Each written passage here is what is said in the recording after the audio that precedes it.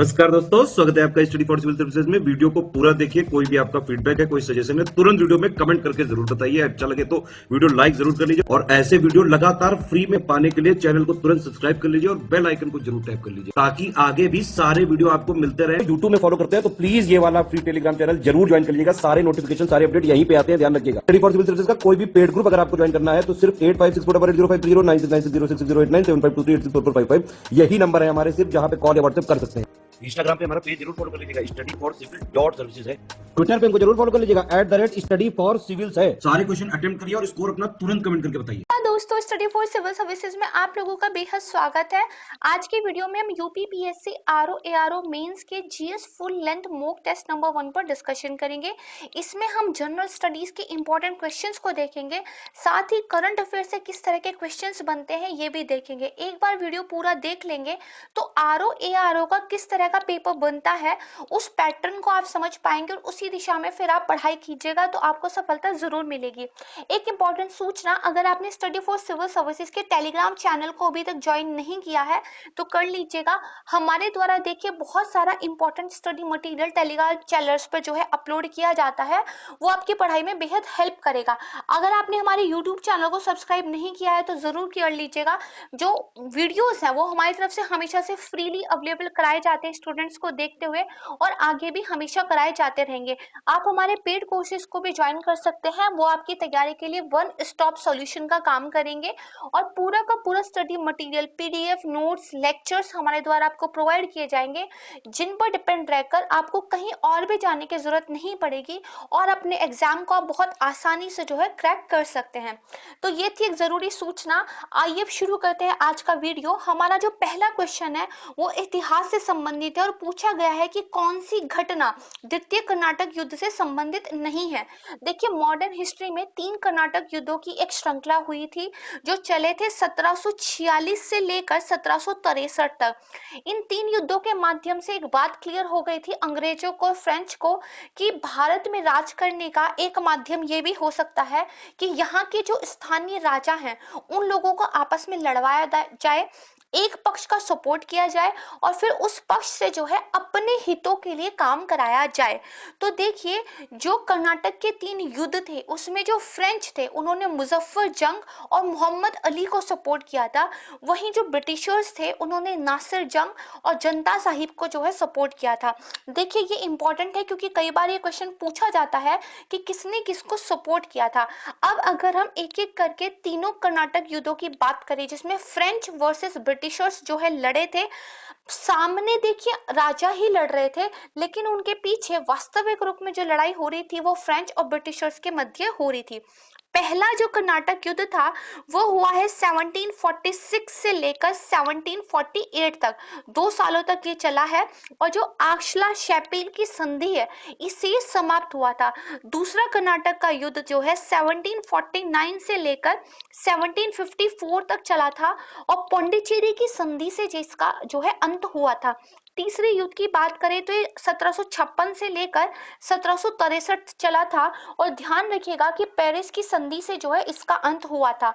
अब हम आते हैं अपने क्वेश्चन पे, जहां पे पूछा गया है कि कौन सी घटना द्वितीय कर्नाटक युद्ध से संबंधित नहीं है। अगर आपको इन सारे ऑप्शंस में से सिर्फ इतना भी पता है कि पेरिस की संधि से जो तीसरा कर्नाटक का वॉर था वो समाप्त हुआ था, तो भी आपका आंसर निकल आएगा और आप इसको टिक कर देंगे, आंसर ठीक हो जाएगा। कई बार देखिए, क्वेश्चन सॉल्व करने के लिए हर एक चीज जानना जरूरी नहीं होता है। आपको जो भी नॉलेज है उसको स्मार्टली अप्लाई कीजिए, पेपर को सॉल्व करने की एक स्ट्रैटेजी जो है अपनी बनाइए और उसके बेस पे आप जो है स्मार्टली अपने पेपर को क्रैक कर सकते हैं। जैसे इस प्रश्न में हमें अगर केवल इतना पता हो कि पेरिस की संधि जो है तीसरे कर्नाटक के युद्ध में सामने आई थी, तो आपको 3 ऑप्शन ना भी पता होने पे आप अपने क्वेश्चन को क्रैक कर लेंगे। ठीक है, तो देखिए जान लेते हैं बाकी ऑप्शंस के बारे में। जो अंबर की लड़ाई थी ये देखिए 1749 में हुई। जो अराकोट की लड़ाई थी ये 1751 में हुई। ठीक है, पौंडीचेरी की संधि दूसरे कर्नाटक युद्ध में हुई थी और पेरिस की संधि देखिए तीसरे कर्नाटक युद्ध में हुई थी, इसलिए ऑप्शन आपका कौन सा हो जाएगा, तो ऑप्शन नंबर डी आपका राइट आंसर हो जाएगा। नेक्स्ट क्वेश्चन देखते हैं, कुछ संधियां और युद्ध दिए हुए हैं, इनको जो है क्रोनोलॉजिकल ऑर्डर में आपको लगाना है। सूरत की संधि ये देखिए 1775 में हुई थी। तालेगांव की लड़ाई की बात करें तो ये 1776 में हुई थी। अगर सालबाई की संधि की बात करें तो वेरी इंपॉर्टेंट ध्यान रखिएगा, ये 1782 में हुई थी। और अगर बात की जाए मैंगलोर की संधि की तो ये 1784 में हुई थी। अब यहाँ से इनको क्रोनोलॉजिकल ऑर्डर में लगाएंगे तो जो ऑप्शन नंबर सी है वो राइट आंसर हो जाएगा। नेक्स्ट क्वेश्चन की तरफ चलते हैं कि किस कर्नाटक युद्ध के दौरान आइक्सला चैपल की जो संधि है उसको शैपल भी बोलते हैं और चैपल भी बोलते हैं, ठीक है, हस्ताक्षर किए गए थे। मैंने आपको अभी बताया पहले कर्नाटक युद्ध के दौरान इस संधि पर साइन जो है किए गए थे। और पूछा गया है कब हस्ताक्षर किए गए थे, तो देखिए पहला युद्ध चला था 1746 से लेकर 48 तक, तो 48 की संधि से ही जो है युद्ध खत्म हुआ था, तो 1748 जो है इसका आंसर हो जाएगा। यहाँ से आंसर निकल जाता है answer number A. Next question आ जाइए कि इनमें से किस युद्ध के अंतर्गत इलाहाबाद की संधि पर हस्ताक्षर किए गए थे। बहुत इंपॉर्टेंट है, बक्सर का युद्ध हुआ था। और देखिए ये लड़ाई जो हुई थी ये अंग्रेजों की तरफ से हेक्टर मुनरो और जो दूसरा पक्ष था उसमें मीर कासिम, अवध का नवाब शुजा-उद-दौला और मुगल सम्राट शाह आलम द्वितीय, इनके बीच में देखिए लड़ाई हुई थी। ये लड़ाई बक्सर में जो कि बिहार में है वहां पर लड़ी गई थी, 1764 में हुई थी। इसका अंत जो है 1765 में इलाहाबाद की संधि के द्वारा हुआ था, ठीक है। तो यहाँ से जो आपका आंसर है वो निकल आएगा और आंसर नंबर बी आपका राइट आंसर हो जाएगा। नेक्स्ट क्वेश्चन की ओर चलते हैं, कुछ संख्या दी गई है, इनको अवरोही क्रम में यानी कि डिसेंडिंग ऑर्डर में लगाना है। तो देखिए बस्सन की संधि जो कि बाजीराव द्वितीय और अंग्रेजों के बीच में हुई थी, ये हुई थी 1802 में। अगर राजपुर की संधि की बात करें तो ये अंग्रेजों ने जो होलकर था मराठा उसको हराकर की थी, अंग्रेजों की तरफ से कौन था, तो लॉर्ड हेस्टिंग्स थे। कब हुई थी, ये हुई थी 1806 में।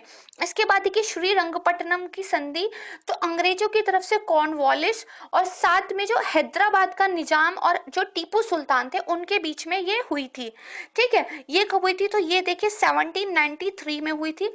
उसके बाद पुरंदर की संधि ये 1776 में हुई थी, ठीक है। अब यहाँ से इनको देखिए डिसेंडिंग ऑर्डर में लगाते हैं, तो जो आंसर नंबर सी है वो आपका सही आंसर हो जाएगा। नेक्स्ट क्वेश्चन कि कौन सा युद्ध लाल सिंह जो कि देखिए सिखों के प्रधानमंत्री थे उनके बीच में और जो सर ह्यूग गॉफ था इनके बीच लड़ा गया था। कुछ युद्धों के नाम दिए गए हैं। देखिए जो मुद्दकों की लड़ाई थी ये 1845 में हुई थी और ये लाल सिंह और सर ह्यूग गॉफ के बीच में हुई थी। वहीं अगर फिरोजपुर की लड़ाई की बात करें तो ये भी 1845 में ही हुई थी। ये सिख सेना और ब्रिटिशर्स के बीच में हुई थी। सिख सेना का जो नेतृत्व किया था वो किया था तेज सिंह ने और ये पराजित हो गए थे।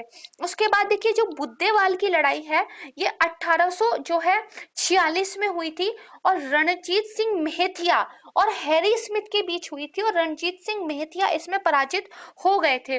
उसके बाद देखिए जो सबरान की लड़ाई है जिसको बंदूकों की लड़ाई भी बोलते हैं, ये 1846 में हुई थी। अंग्रेजे जो में हैरी स्मिथ थे और सिखों के बीच में ये हुई थी। तो यहाँ से जो आपका सही आंसर है वो हो जाएगा ऑप्शन नंबर ए, ठीक है, क्योंकि लाल सिंह और सर ह्यूग गॉफ मुद्दकों की लड़ाई में लड़े थे और सिखों और अंग्रेजों की लड़ाई जो है सबरान की लड़ाई मानी जाती है। नेक्स्ट क्वेश्चन आ जाइए, तो देखिए निम्नलिखित में से और विकल्प का चयन जो है आपको करना है। तो इंडियन मिरर समाचार पत्र के फाउंडर कौन थे, तो देवेंद्र नाथ टैगोर सही ऑप्शन।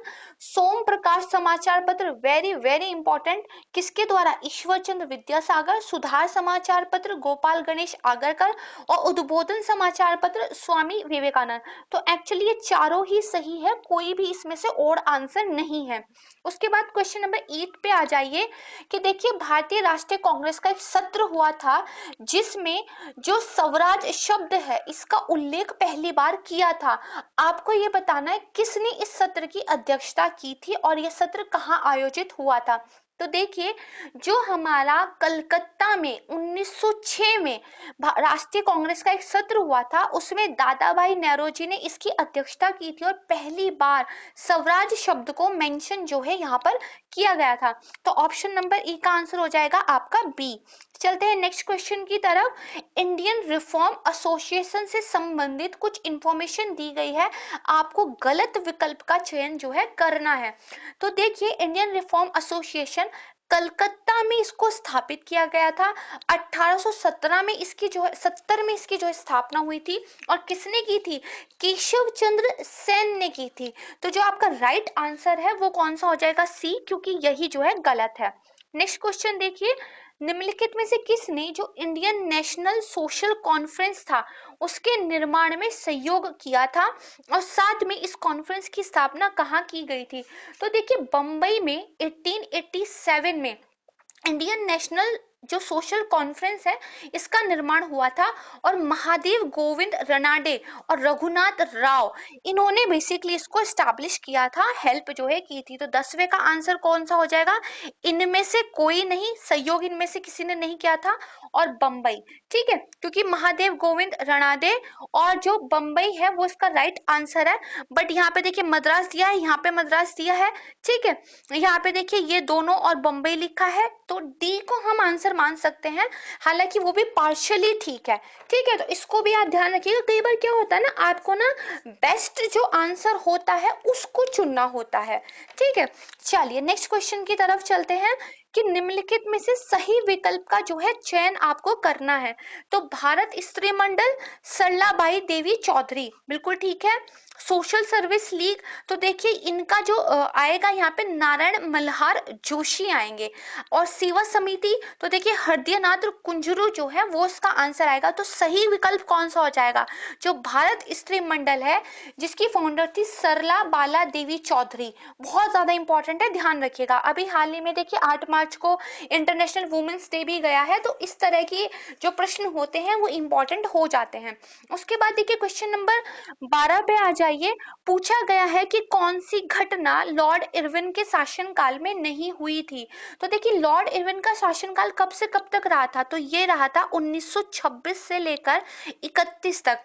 अब अगर बात करें साइमन कमीशन की भारत यात्रा कब, तो 1928 में। हर होल्ट बटलर की नियुक्ति, तो ये हुई थी 1927 में। सविनय अवज्ञा शुरू करने के लिए गांधी जी ने जो दांडी मार्च शुरू किया था, तो ये किया था 1930 में।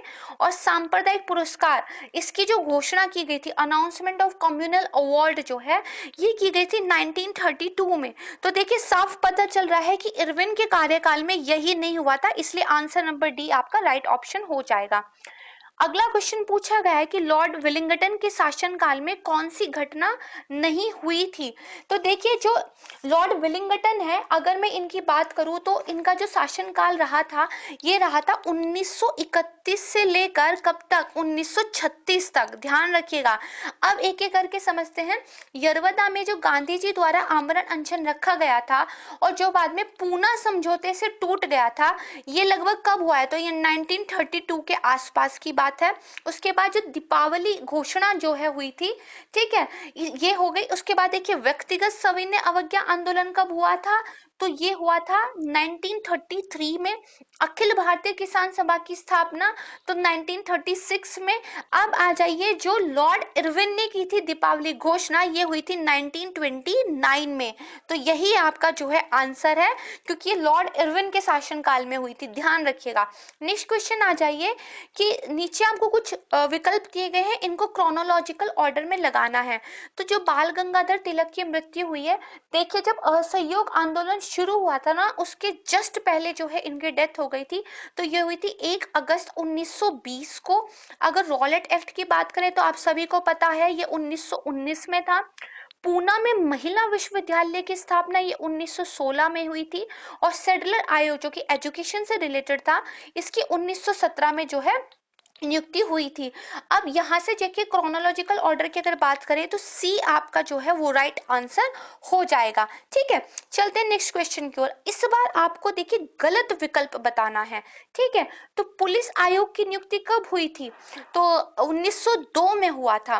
विश्वविद्यालय आयोग की नियुक्ति 1902, बिल्कुल ठीक है। कलकत्ता निगम अधिनियम 1899, ये भी बिल्कुल ठीक है। और प्राचीन स्मारक अधिनियम 1904, ये भी ठीक है। तो पहला ही ऑप्शन जो है आपका गलत है। देखिए इसके बारे में जान लीजिएगा कि जो लॉर्ड कर्जन था उसका कार्यकाल था 1899 से लेकर 1902 तक। ठीक है, कब से कब तक था ध्यान रखिएगा, बहुत जरूरी है कि 1899 से लेकर 1902 है 5 तक। ठीक है, आई एम सॉरी अगर मैंने पहले कुछ और बोल दिया हो, 1905 तक। और लॉर्ड एल्गिन का ये जो है उत्तराधिकारी था, इसने बहुत सारे पुलिस सुधार वगैरह भी किए थे। और ये जो विश्वविद्यालय आयोग की नियुक्ति 1902 है, बेसिकली इसने क्या किया था, जो विश्वविद्यालय के युवा बच्चे थे वो आंदोलनों में बहुत बढ़ चढ़कर भाग लेते थे, उस चीज पर रोक लगाने के लिए और यूनिवर्सिटीज पर सरकारी नियंत्रण को बढ़ाने के लिए बेसिकली कुछ कदम जो है उठाए थे। ठीक है, तो ध्यान रखिएगा। नेक्स्ट क्वेश्चन आ जाइए कि अकबर से संबंधित कुछ फैक्ट्स आपको दिए गए हैं, उनको क्रोनोलॉजिकल ऑर्डर में जो है लगाना है। ठीक है, तो जजिया कर को समाप्त अकबर ने कब किया था? ये किया था 1564 में। फतेहपुर सीकरी की स्थापना कब की थी? तो ये देखिए 1571 में की थी। इबादत खाने की स्थापना कब की थी? ये थोड़ा उसने बाद में जाके किया था, तो ये 1575 में। और जो दीन ए इलाही है, एक्चुअली इबादत खाने में उसने जो कुछ सोचा समझा सीखा जाना, और जो उसकी एक विरक्ति हुई थी कि सब धर्म के लोग आपस में कितना लड़ते हैं, एक दूसरे को नीचा दिखाने में ज्यादा रहते हैं, तो मैं एक नया धर्म अपना अलग से स्टैब्लिश करूंगा, दीन ए इलाही इसने उसको नाम दिया। इसकी जो है स्थापना करी थी उसने 1582 में। तो यहाँ से देखिए आंसर आपका कौन सा हो जाएगा, अगर आप क्रोनोलॉजिकल ऑर्डर में लगाए तो डी आपका जो है आंसर हो जाएगा। ठीक है, चलते हैं नेक्स्ट क्वेश्चन की ओर। पूछा गया है कि कुछ स्टेटमेंट आपको दिए गए हैं, उसमें से गलत विकल्प का चयन जो है आपको करना है। तो तराइन का प्रथम युद्ध, तो पृथ्वीराज चौहान ने मोहम्मद गोरी को हराया था, बिल्कुल सही बात है। और मोहम्मद गोरी ने इसको अपनी ईगो पे एक चैलेंज ले लिया था, और अगले साल वो फिर से आया था बहुत ज्यादा तैयारी करके, और फिर उसके बाद का इतिहास आप जानते ही हैं। चंदावर का युद्ध जो है, तो देखिए इसमें मोहम्मद गोरी ने जयचंद को हराया था, तो ये गलत हो जाएगा। चंदेरी का युद्ध, तो बाबर ने मेदिनी को हराया था। ठीक है, कन्नौज का युद्ध, तो शेर शाह ने हुमायूं को हराया था। वेरी इंपॉर्टेंट फाइट है ये, ध्यान रखिएगा। तो ऑप्शन नंबर जो बी है वो आपका राइट आंसर हो जाएगा। नेक्स्ट क्वेश्चन, सही विकल्प का आपको चयन करना है। कुछ राजवंश और उनके संस्थापक जो है दिए गए हैं।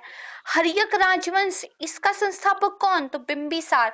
कण्व राजवंश, तो वासुदेव इसका फाउंडर था। सातवाहन राजवंश, सिमुक इसका फाउंडर था। और जो विंध्य शक्ति है उसने वाकाटक राजवंश की स्थापना जो है की थी। तो यहाँ से जो ऑप्शन नंबर सी है वो आपका राइट आंसर हो जाएगा, क्योंकि यही सही मैच है, बाकी गलत दिए हुए हैं। फिर आपको देखिए पूछा गया है कि सही विकल्प का चयन जो है आपको करना है। हूण राजवंश, ठीक है, तो ये देखिए सियालकोट आएगा यहाँ पे। ठीक है, पल्लव राजवंश कहाँ था? तो कांचीपुरम इसका सेंटर था। राष्ट्रकूट राजवंश का सेंटर कौन सा था? तो मान्यखेत था। और होयसल राजवंश का कौन सा था? द्वार समुद्र था। ठीक है, तो सही कौन सा हो जाएगा? जो पल्लव कांचीपुरम था। चलिए नेक्स्ट क्वेश्चन, वॉयसराय या गवर्नर जनरल के शासनकाल के दौरान एज ऑफ कंसेंट एक्ट लागू किया गया था। आपको बताना है कि उस टाइम पे वो वॉयसराय था या गवर्नर जनरल था, साथ में आपको उसका नाम बताना है। तो देखिए जो एज ऑफ कंसेंट एक्ट है ना, बहुत इंपॉर्टेंट फैक्ट है, इसको एक्ट 10 ऑफ 1891 के नाम से भी जाना जाता है, ध्यान रखिएगा, पूछा जा सकता है। ठीक है, इसके द्वारा क्या किया गया था, लड़कियों की जो सेक्सुअल कॉन्सेंट की आयु है उसको 10 से बढ़ाकर 12 साल जो है कर दिया गया था बेसिकली। ठीक है, और ये आया था लॉर्ड लेंसडाउन के शासनकाल में 1891 में, और लॉर्ड लेंसडाउन उस टाइम पे एक वॉयसराय था। ठीक है, तो सही आंसर आपका कौन सा हो जाएगा? सी जो है सही आंसर हो जाएगा। नेक्स्ट क्वेश्चन, इस बार आपको क्या है, गलत विकल्प बताना है। तो देखिए सिंगालीला राष्ट्रीय उद्यान ये कहाँ पे है, ये पश्चिम बंगाल में है, तो गलत हो गया। अंशी राष्ट्रीय उद्यान ये कहाँ पे है, कर्नाटक में है। उसके बाद मुरलीन राष्ट्रीय उद्यान ये मिजोरम में है। और मोल्लेम राष्ट्रीय उद्यान ये देखिए कहाँ पे है, गोवा में है। तो पहला ही गलत विकल्प है, क्योंकि क्या इसका सही आंसर है, पश्चिम बंगाल। ये जो है आपका आंसर हो जाएगा। अब चलते क्वेश्चन नंबर 22 की तरफ। इस बार आपको राइट आंसर जो है बताना है। आंध्र प्रदेश, तो देखिए आम्राबाद टाइगर रिजर्व ये कहाँ पे, ये तेलंगाना में है। ठीक है, सतकोशिया टाइगर रिजर्व तो ये उड़ीसा में है। ठीक है, और तड़ोबा अंधेरी टाइगर रिजर्व ये महाराष्ट्र में है। और संजय दुबरी टाइगर रिजर्व ये कहाँ है, ये देखिए मध्य प्रदेश में है। ठीक है, तो बेसिकली यहाँ से आपका आंसर कौन सा हो जाएगा, तो डी हो जाएगा, क्योंकि तड़ोबा अंधेरी भी कहाँ है, महाराष्ट्र में है। ठीक है, तो ये जो है आपका आंसर हो गया। नेक्स्ट क्वेश्चन पे आ जाइए, आपको जो है सही विकल्प का चयन करना है। किसके बारे में पूछा गया है, तो जो एलिफेंट रिजर्व्स होते हैं उनके बारे में पूछा गया है। तो देखिए जो सोनीपतपुर हाथी अभयारण्य है वो कहाँ पे है, वो असम में है। और इंतकी हाथी अभयारण्य तो ये नागालैंड में है। पूर्वी द्वार जो है ये देखिए पश्चिम बंगाल में है। और रयाल एलिफेंट रिजर्व ये कहाँ पे है, तो ये देखिए आंध्र प्रदेश में है। तो सही आंसर आपका कौन सा हो जाएगा, इतकी एलिफेंट रिजर्व ये जो है नागालैंड में। नेक्स्ट आ जाइए, देखिए इन्वायरमेंट में आपसे अधिकतर इसी तरह के क्वेश्चन जो है पूछे जाते हैं कि कौन सी चीज कहाँ पर है। ठीक है, बहुत ज्यादा डिटेल में नहीं पूछा जाता है, बस आपको लोकेशन पता होनी चाहिए। क्वेश्चन नंबर 24, सही विकल्प का चयन करें। ठीक है, कुछ आपको त्योहार दिए हुए हैं, कहाँ वो सेलिब्रेट किए जाते हैं। तो जो चवांग कुट महोत्सव है ये देखिए मणिपुर में होता है। वांगला जो महोत्सव है ये मेघालय में होता है। सांगा दावा महोत्सव तो ये सिक्किम में ही होता है। और मोत्सु महोत्सव ये नागालैंड में जो है होता है। तो सही आंसर कौन सा हो जाएगा, सी हो जाएगा। नेक्स्ट आ जाइए कि सही विकल्प का आपको जो है चयन करना है। कुछ मूल राज्य है और उनके जो है लोक नृत्य फोल्क डांस जो है बताए गए हैं। तो जो होजागिरी है वो कहाँ का है, त्रिपुरा का ही है, सही है। उसके बाद केक्कोटिकल्ली ये कहाँ का है, तो ये देखिए केरल का है। उसके बाद मुनारी तो ये उड़ीसा का है। और पुंगचोलम जो है ये मणिपुर का है। तो सही आंसर कौन सा हो जाएगा, ए आपका सही आंसर हो जाएगा। नेक्स्ट क्वेश्चन पे आ जाइए, क्रोनोलॉजिकल ऑर्डर में आपको कुछ एक्ट दिए गए हैं वो लगाने, यानी कि इन एक्ट की डेट आपको जो है पता होनी चाहिए। तो जो केंद्रीय बिक्री कर अधिनियम है ये कब हुआ था, तो 1956 में। फिर union trust of India act ये 1963 में। फिर भारतीय निर्यात आयात बैंक अधिनियम बहुत ज्यादा इंपॉर्टेंट है, export import bank of India act. ठीक है, एग्जिम बैंक भी है भारत के पास एक, जिसको एक्सपोर्ट इंपोर्ट बैंक बोलते हैं, वो भी आप ध्यान रखिएगा। मुझे कमेंट सेक्शन में बताइएगा जो एग्जिम बैंक है उसकी स्थापना कब की गई थी, बहुत इंपॉर्टेंट फैक्ट है। ठीक है, तो ये देखिए है आपका 1981। ठीक है, और इसके बाद जो चिट फंड अधिनियम है तो ये आपका है 1982। तो यहाँ से क्रोनोलॉजिकल ऑर्डर निकाल लीजिए, डी आपका राइट आंसर हो जाएगा। नेक्स्ट क्वेश्चन की तरफ चलते हैं, सही विकल्प का आपको चयन करना है। बैंकों और वित्तीय संस्थानों की में जो है ऋण की वसूली अधिनियम, तो ये देखिए जो अधिनियम है ये 1993 में हुआ था। ठीक है, फिर राजकोषीय उत्तरदायित्व और बजट प्रबंधन अधिनियम बहुत ज्यादा इंपॉर्टेंट, इसके बारे में मैं आपको डिटेल में बताऊंगी। इससे पहले यहाँ जाइए, धन शोधन निवारण अधिनियम। ठीक है, तो जिसको मनी लॉन्ड्रिंग एक्ट भी कहते हैं, ये देखिए 2002 में हुआ था। तो बेसिकली ये दो तो गलत है। हालांकि देखिए राजकोषीय उत्तरदायित्व बजट प्रबंधन अधिनियम ये भी गलत है, क्योंकि इसकी सही डेट बिल्कुल कौन सी है, तो 2003 है। ठीक है, देखिए एफआरबीएम एक्ट लाया गया था वित्तीय अनुशासन के लिए, राजकोषीय घाटे को कम करने के लिए। इसमें सबसे पहले टारगेट रखा गया था कि जो हमारा राजकोषीय घाटा है जिसको फिस्कल डेफिसिट भी कहते हैं, उसको 2008 तक 3% पर लेकर आएंगे जीडीपी के। लेकिन क्योंकि चीजें हो नहीं पाई तो उसमें लगातार अमेंडमेंट होते रहे। अभी देखिए ये टारगेट है गवर्नमेंट का कि 21-22 में जो फिस्कल डेफिसिट है, राजकोषीय घाटा है, उसको जीडीपी के 6.8% पे जो है लेकर आना है। और साथ में गवर्नमेंट ने गोल भी डिसाइड किया है कि 2025-26 तक हम जो फिस्कल डेफिसिट है उसको क्या करेंगे, जीडीपी के 4.5% पर ले आएंगे। बहुत ज्यादा इंपॉर्टेंट पूछा जा सकता है, ध्यान रखिएगा। नेक्स्ट क्वेश्चन की ओर बढ़ते हैं। क्वेश्चन नंबर 28, सही विकल्प का चयन आपको यहाँ पर करना है।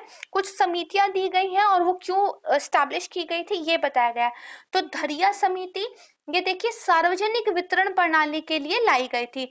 भगवती समिति और बेरोजगारी और लोक कल्याण के लिए लाई गई थी। केवी कामत पैनल, तो ये एमएसएमई क्षेत्र की जांच करने के लिए ही लाया गया था। तारापोर समिति, तो आपको पता ही होगा कि ये जो है बेसिकली आपकी कैपिटल अकाउंट कन्वर्टेबिलिटी, यानी कि जो आपका पूंजी खाता परिवर्तनीयता होती है उसके लिए बेसिकली लाया गया था। तो आंसर कौन सा ठीक हो जाएगा, answer number C. Next question की तरफ आइए। क्वेश्चन नंबर 29 कि सही विकल्प का चयन करना है। शिवरमन समिति, तो देखिए नाबार्ड की स्थापना इनके द्वारा बेसिकली बोली गई थी, बिल्कुल ठीक बात है।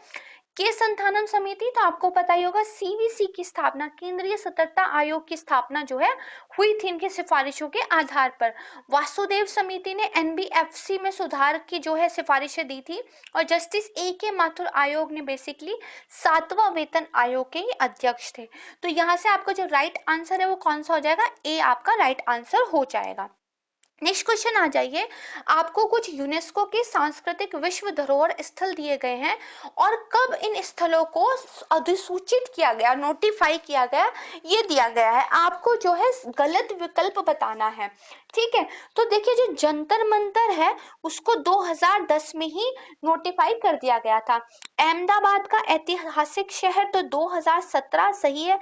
जयपुर शहर, तो देखिए ये 2019 नहीं 2020 था। और धोलावीरा तो बहुत इंपॉर्टेंट है, मैंने आपको यूपीपीसीएस के टेस्ट में भी पढ़ाया था कि ये देखिए 2021 रिसेंटली आया है, ठीक है। तो आपका जो गलत विकल्प हो जाएगा वो कौन सा, ये सी जो है आपका आंसर हो जाएगा, ठीक है। आइए नेक्स्ट क्वेश्चन की तरफ। पूछा है कि भारत में कितने रामसर स्थल हैं। तो देखिए भारत में 47 रामसर स्थल हैं, ठीक है। इनको जो जो बोलते हैं वेटलैंड इंपॉर्टेंस जो है, उस मतलब वेटलैंड के लिए काफी ज्यादा इंपॉर्टेंट जो एरिया होता है उसको रामसर स्थल के रूप में माना जाता है। वेटलैंड से रिलेटेड है, इतना बस आप ध्यान रखिएगा। अभी पूछा गया है कि कौन सा रामसर स्थल अभी नवंबर के महीने में जोड़ा गया है। तो देखिए उत्तर प्रदेश में जो हैदरपुर वेटलैंड है वो एग्जैक्टली दिसंबर 2021 में 47वीं रामसर साइट के रूप में जोड़ा गया है, ध्यान रखिएगा। इससे पहले 2021 में भी 4 रामसर साइट जो है जोड़ी गई थी, जिनके नाम मैं आपको बता देती हूँ, चाहे तो आप नोट कर लीजिएगा। सुल्तानपुर राष्ट्रीय उद्यान गुरुग्राम हरियाणा में है। बिंडावास वन्य जीव अभ्यारण्य झज्जर हरियाणा में है। धौल झील वन्य जीव अभ्यारण्य अहमदाबाद के पास गुजरात में है।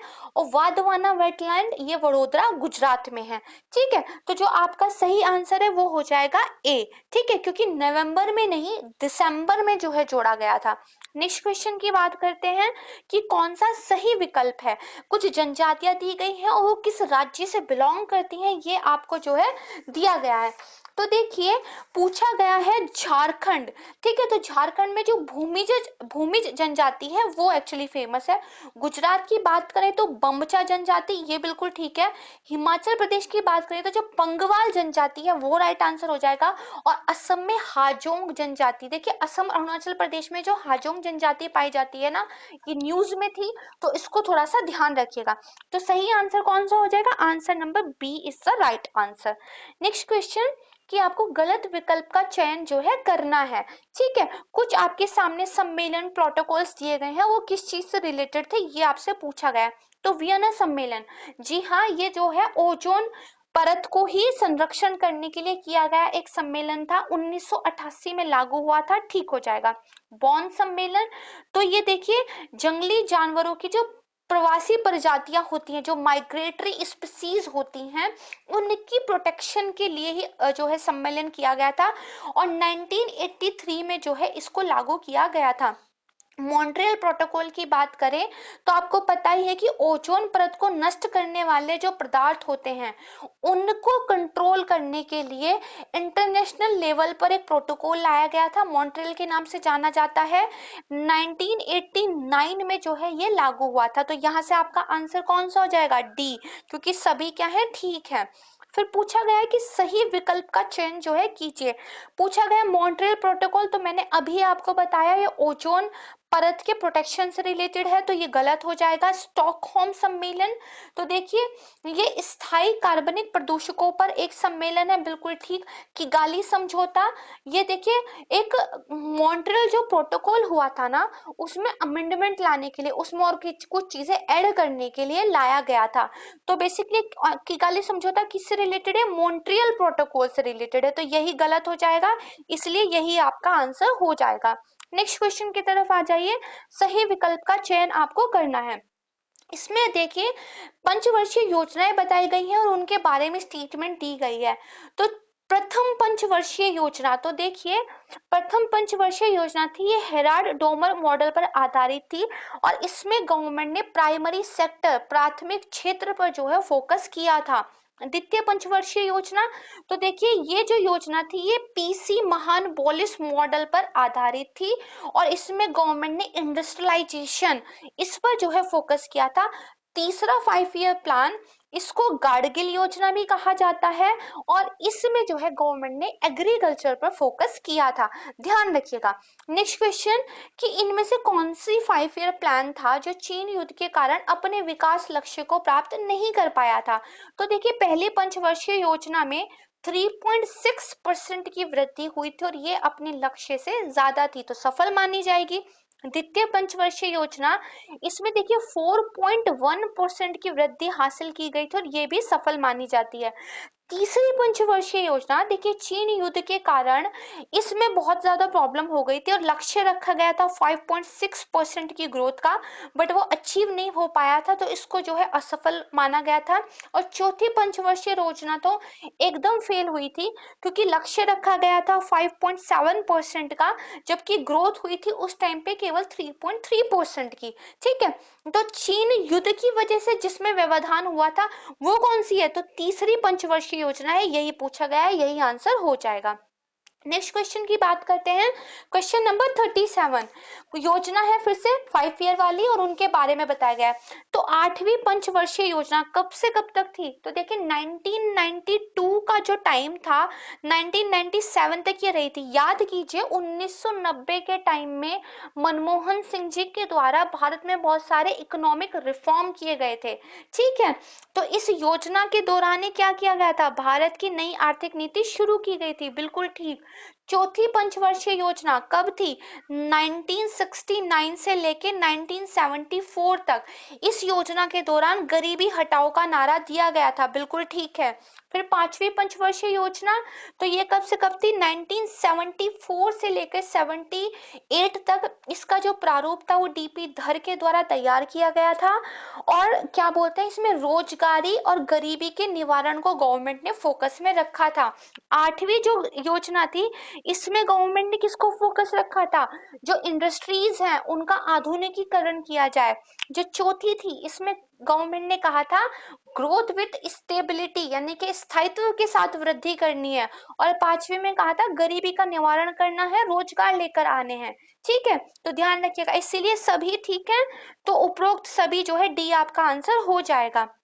फिर पूछा गया क्वेश्चन नंबर 38 कि मौलाना शिबली नोमानी किस आंदोलन के संस्थापक थे और ये आंदोलन कहाँ से शुरू हुआ था? तो देखिए जो नदवातुल उलेमा आंदोलन है ये 1894-95 में लखनऊ में जो है चला था और मौलाना शिबली नोमानी जो है इसके लीडर थे। तो जो बी है वो आपका आंसर हो जाएगा। नेक्स्ट क्वेश्चन कि कुषाण वंश के शासनकाल के दौरान कौन सी बौद्ध परिषद आयोजित की गई थी? तो आपको याद होगा कुषाण वंश के दौरान कुंडल वन में जो चौथी बौद्ध समिति थी उसका जो है एक तरीके से आप कह सकते हैं आयोजन हुआ था। पहली वाली का कब हुआ था? तो हर्यक राजवंश के टाइम पे। द्वितीय तो शिशुनाग राजवंश, और तीसरी की बात करें तो मौर्य वंश अशोक के टाइम पे। ठीक है, तो नेक्स्ट क्वेश्चन बात करते हैं कि सही विकल्प जो है आपको बताना है। कुछ जो है सिख गुरुओं के नाम दिए गए हैं और उनके द्वारा किए गए कार्य के बारे में आपसे पूछा गया है। तो जो गुरु जो अमृतसर नामक जलाशय की स्थापना है ये गुरु रामदास ने की थी। वहीं अगर गुरु ग्रंथ साहिब के संकलन की बात की जाए तो ये देखिए गुरु अर्जुन देव ने ही किया था, और अकाल तख्त की जो स्थापना है वो गुरु हरगोविंद ने की थी। ठीक है, तो आपका जो ऑप्शन है वो ऑप्शन नंबर बी सही आंसर हो जाएगा। नेक्स्ट क्वेश्चन आ जाइए। देखिए इस तरह के क्वेश्चंस ना अब पूछे जाने लगे हैं कि हिस्ट्री का कोई कीवर्ड उठा के आपको दे दिया जाता है और मिनी पूछा जाता है। यूपीएससी में बहुत बार पूछा जाता है और अब स्टेट पीसीएस में भी इस तरह के क्वेश्चंस आने लगे हैं। तो वैसा ही क्वेश्चन हमारे द्वारा भी पूछा गया है कि समसार शब्द का उल्लेख निम्नलिखित में से किस में किया गया है, और पूछा गया है कि गोत्र शब्द का उल्लेख किस वेद में किया गया है। तो देखिए समसार का मतलब होता है आत्मा का पुनर्जन्म, और जो आपका वृद्धारण्य उपनिषद है वहां पर इसका उल्लेख किया गया है। वहीं जो गोत्र वर्ड है ये अथर्ववेद में जो है आता है। तो ऑप्शन नंबर ए आपका सही आंसर हो जाएगा। नेक्स्ट आ जाइए कि निम्नलिखित में से किस पुरातत्वविद ने हड़प्पा स्थल जिसका नाम है सूतकांगेडोर उसका उत्खनन किया था, और साथ में ये पूछा है कि ये स्थल कौन सी नदी पर स्थित था। तो देखिए जो ऑरल स्टाइन है उन्होंने 1927 में सूतकांगेडोर का उत्खनन किया था, और ये कहाँ पर स्थित है? ये दाष्ट नदी पर है। तो इसलिए जो ऑप्शन नंबर सी है वो आपका राइट आंसर हो जाएगा। नेक्स्ट क्वेश्चन की बात करते हैं। अमलानंद घोष, ब्रजबासी लाल, बालकृष्ण ठापर, इन्होंने किस हड़प्पा स्थल का उत्खनन किया था और वो स्थल किस नदी पे? देखिए जितने भी हड़प्पा स्थल है ना वो किस नदी पर है ये बहुत इंपॉर्टेंट है, ये आपको पता होना चाहिए। तो इन लोगों ने देखिए कालीबंगा का उत्खनन किया था। ये घग्गर नदी पर है, और कहाँ पर है? राजस्थान के हनुमानगढ़ जिले में। ठीक है, जो अमलानंद घोष है, ब्रजबारी बासीलाल है, बालकृष्ण थापर है, 1951-1961 की ड्यूरेशन जो रही थी जब इन्होंने इसका उत्खनन किया था। तो आंसर नंबर बी जो है वो राइट आंसर हो जाएगा। नेक्स्ट क्वेश्चन पे आ जाइए कि किस राज्य में Nathpa Jhakri hydro electric power plant जो है स्थापित है? तो जो हिमाचल प्रदेश है उसमें भी जो सतलुज नदी है वहां पर ये Nathpa Jhakri hydro electric power plant स्थित है। बहुत इंपॉर्टेंट है, ध्यान रखिएगा। आंसर हो जाएगा डी। नेक्स्ट क्वेश्चन आ जाइए, सही विकल्प का चयन करना है। कुछ आपको राज्य दिए गए हैं, कुछ थर्मल पावर प्लांट दिए गए हैं। तो पूछा गया है जो खापरखेड़ा थर्मल पावर प्लांट है ये कहाँ पर है? तो ये है महाराष्ट्र में। ठीक है, उसके बाद देखिए पूछा गया खलखाव सुपर थर्मल पावर प्रोजेक्ट, ये कहाँ पे? बिहार में है, एनटीपीसी का है, ध्यान रखिएगा। फिर रायचूर थर्मल पावर स्टेशन, तो रायचूर से ही पता चल गया होगा कर्नाटक में ही है। फिर भिलाई थर्मल पावर प्लांट, तो ये देखिए छत्तीसगढ़ में है, और ये बनाया गया किसके द्वारा? एनएसपीसीएल के द्वारा। और बिहार वाला किसके द्वारा? एनटीपीसी के द्वारा। ठीक है, ध्यान रखिएगा। नेक्स्ट क्वेश्चन पे आ जाइए कि निम्नलिखित में से कौन संस्कृत में लिखे गए बुद्ध चरित्र के लेखक थे? यानी कि पहली इंफॉर्मेशन तो हो गई बुद्ध चरित्र किस में लिखा गया है? संस्कृत में। किसके द्वारा लिखा गया है? तो देखिए अश्व घोष ने इसको लिखा था। फिर पूछा है कौन बौद्ध तर्क शास्त्र के स्थापक थे? तो जो तिनग्गा थे वो बौद्ध तर्क शास्त्र के स्थापक थे। तो आंसर आपका कौन सा हो जाएगा? सी आंसर हो जाएगा। बाकी दो लोगों के बारे में भी जान लेते हैं। नागार्जुन काफी इंपॉर्टेंट है। देखिए बौद्ध धर्म की दो शाखाओं में बाद में विभाजन हो गया था, एक हीनयान एक महायान। हीनयान थोड़े रूढ़िवादी थे और महायान वाले थोड़े उदारवादी विचार वाला थे, लिबरल थे। तो महायान की जो स्थापना मानी जाती है, महायान के अंदर भी जो माध्यमिक संप्रदाय था उसकी जो स्थापना है वो नागार्जुन के द्वारा की गई थी। ध्यान रखिएगा, नागार्जुन माध्यमिक संप्रदाय किसका? महायान का। उसके अलावा अगर हम बात करें जो हमारे बुद्ध घोष हैं वो 5वीं शताब्दी के पाली के महान विद्वान थे। तो देखिए अगर आप अश्व घोष संस्कृत से याद रखते हैं तो बुद्ध घोष को पाली से याद रखिएगा। ठीक है, नेक्स्ट क्वेश्चन पे आ जाइए कि वो स्थल जिसे प्राचीन काल में जेरोड्रोसिया के नाम से जाना जाता था, अब उसको किस नाम से जाना जाता है। और साथ में पूछा गया है कि कौन सा क्षेत्र उस क्षेत्र का हिस्सा नहीं था जिसको प्राचीन काल में पारापोमिसदाई के नाम से जाना जाता था। तो देखिए, चंद्रगुप्त ने लगभग 301 ईसा पूर्व में, है ना, सेल्यूकस को जो है हराया था और उससे उसको कुछ क्षेत्र मिले थे, जिसमें से एक का नाम था अराकोसिया, जो कहाँ पे है, दक्षिण पूर्वी अफगानिस्तान का कंधार क्षेत्र। फिर जेड्रोसिया, ये कौन सा है, दक्षिणी बलूचिस्तान है। उसके बाद पारापोमिसदाई, तो ये देखिए अफगानिस्तान और भारतीय उपमहाद्वीप के बीच का जो क्षेत्र पड़ता है, जैसे काबुल, हेरात, गंधार, वो वाला एरिया। ठीक है, तो आपका जो सही आंसर है वो कौन सा हो जाएगा, ए हो जाएगा, क्योंकि जो जेड्रोशिया है उसको किस नाम से आज हम जानते हैं, दक्षिणी बलूचिस्तान के नाम से जाने जाता है। ठीक है, नेक्स्ट हो जाइए। देखिए, निम्नलिखित में से सही विकल्प का चयन करना है। कुछ राज्य हैं, उनकी राजधानी आपको बतानी है।